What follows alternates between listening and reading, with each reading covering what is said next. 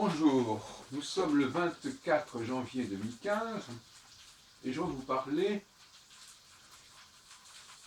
de la nouvelle lune et de la pleine lune, au niveau astrologique mais surtout aussi au niveau religieux. Alors, très justement, d'ailleurs, on a parlé à la synagogue hier vendredi soir de cette question. Le commencement d'un cycle, c'est effectivement la nouvelle lune, c'est clair. C'est-à-dire, les mois hébraïques commencent avec la nouvelle lune. Beaucoup plus cohérent que dans les mois que nous utilisons comme ça, dans le domaine vulgaire. La nouvelle lune, c'est le tout début d'un processus qui va jusqu'à la pleine lune. Donc en ce sens-là, on passe effectivement d'une nouvelle lune qui correspondrait au solstice d'hiver à la pleine lune qui correspondrait au solstice d'été. Mais le problème épistémologique, l'obstacle épistémologique, c'est que la nouvelle lune, c'est la conjonction, et la pleine lune, c'est l'opposition. Alors qu'en réalité, ça devrait être le contraire, sur le plan astrologique en tout cas. Sur le plan astrologique, c'est l'opposition qui est la nouvelle lune, c'est-à-dire le moment où effectivement l'écart entre le soleil et la lune est au maximum, ou entre une planète et une étoile est maximum dans mon système astrologique personnel. C'est ce maximum d'écart, ce maximum de... Donc plus cet écart est grand, plus ils sont séparés, et plus la lumière de l'une ne peut pas accéder à la lumière de l'autre, etc. Voyez-vous ? Donc, c'est normal que ce soit l'opposition qui corresponde au début du cycle. Or, paradoxalement, le début du mois, c'est la conjonction. Et le milieu du mois, c'est l'opposition.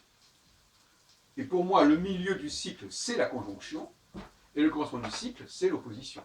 Donc là, il y a effectivement une contradiction qui est de l'ordre du symbolique et de l'astronomique. Il se trouve que la conjonction dans le système solilunaire aboutit à une sorte d'éclipse, si on peut dire, du Soleil et de la Lune. Et par conséquent, on est en pleine nuit. Même s'il y a un tout début de croissant qui commence, croissant, le mot croissant, c'est le croissant, mais c'est ce qui croît, qui est en train de croître. C'est un mot aussi important que le mot signifiant, croissant.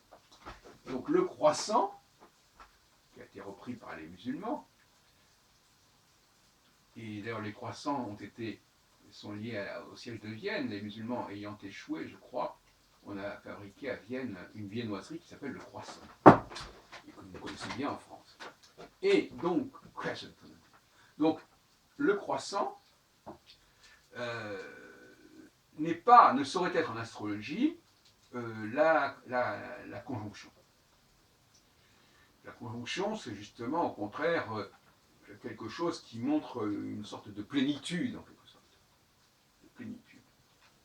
Alors on pourrait discuter de ça. On pourrait dire la conjonction, c'est la conception, et la naissance, c'est l'aboutissement, etc.